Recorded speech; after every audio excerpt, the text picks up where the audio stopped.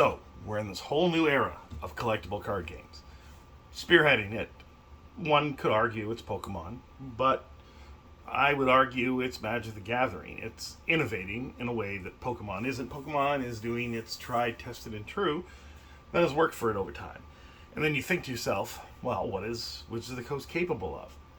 And really, there's a lot that it's capable of. But, going back to the very beginning of this game, it was created as a way of playing a card game in between sessions of Dungeons and Dragons. And then Wizards of the Coast bought the company that made Dungeons and Dragons, TSR, when it went bankrupt. And then it started printing Pokemon cards through a license from Japanese Pokemon in the North American market. And then Hasbro took interest and bought Wizards of the Coast. And from that time forward, they've been synonymous, right? And a new version of Dungeons and Dragons came out in the early 2000s. And unfortunately, Magic the Gathering kind of started to falter in the early 2000s, and it was questioned whether or not the game would continue.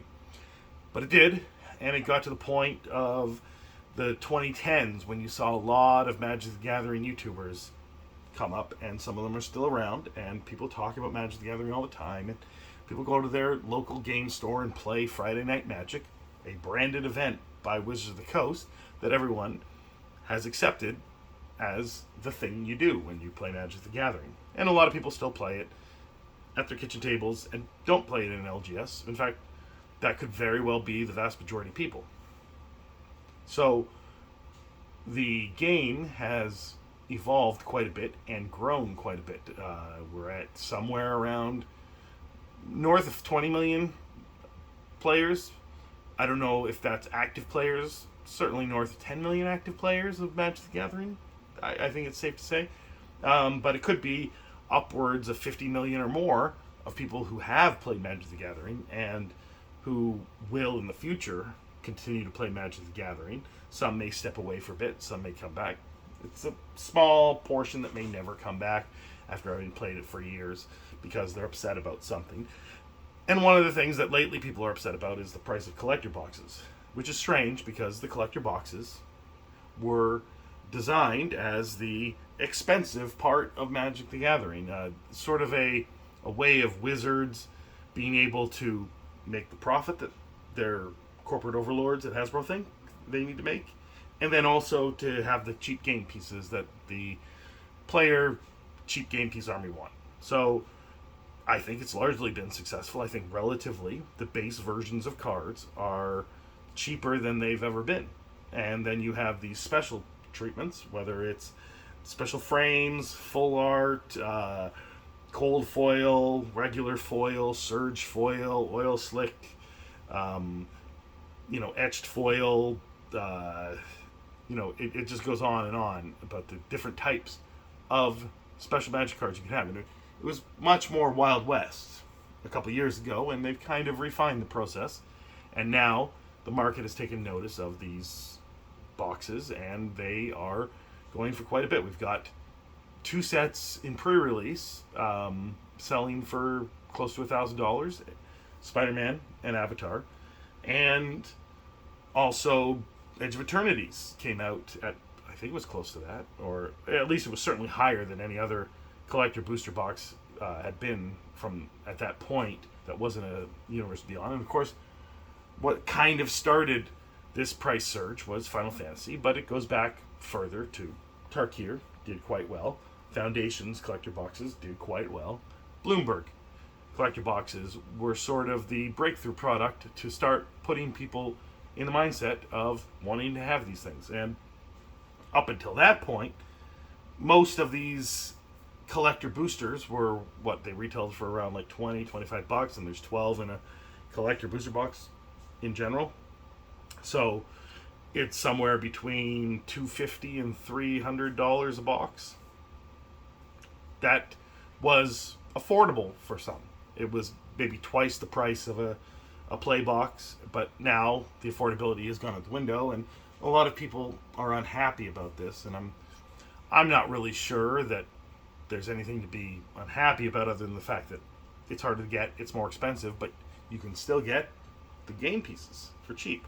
And this might be the price that people pay. And I don't think this is going on forever. I think we're in a fantastic bull market for collectible card games, and it could last a month, 3 months, 6 months, a year. I don't think it's going to last that long.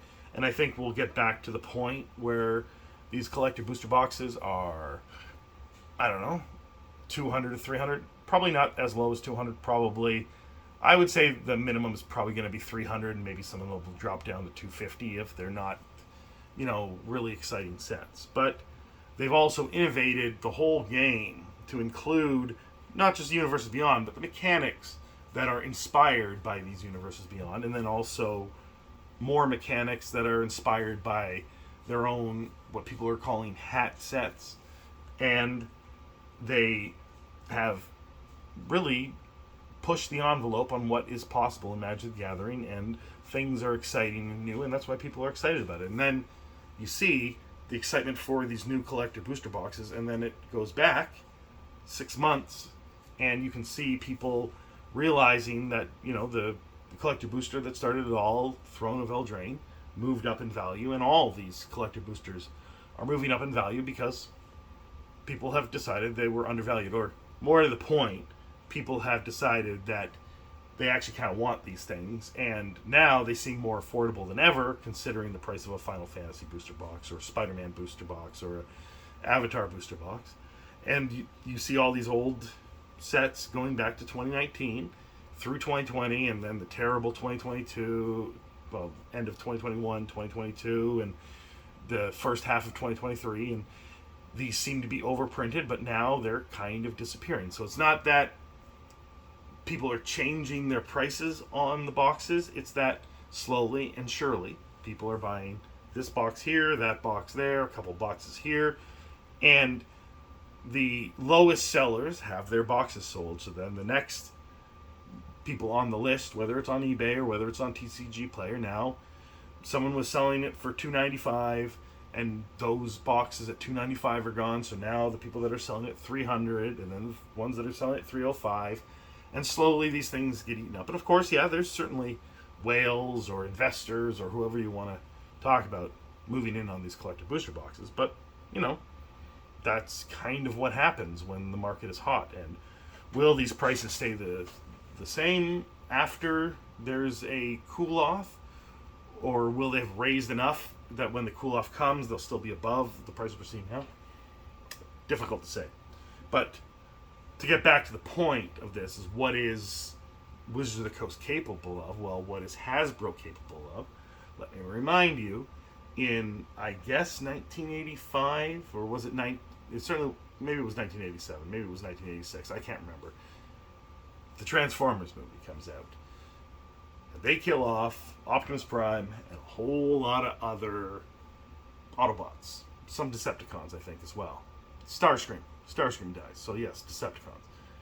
But Optimus Prime dies in the Transformers movie, traumatizing a whole lot of kids who looked up to him. I don't think anyone was traumatized about Starscream dying. But why did Hasbro do this? Not for the story, because those Transformers weren't selling as much anymore, and they needed to put a whole new slew of Transformers on the market for the kids to buy. But why would they buy these new Transformers if they got the old Transformers? Got to get rid of them. And then the G.I. Joe movie came out, and they also killed off Duke.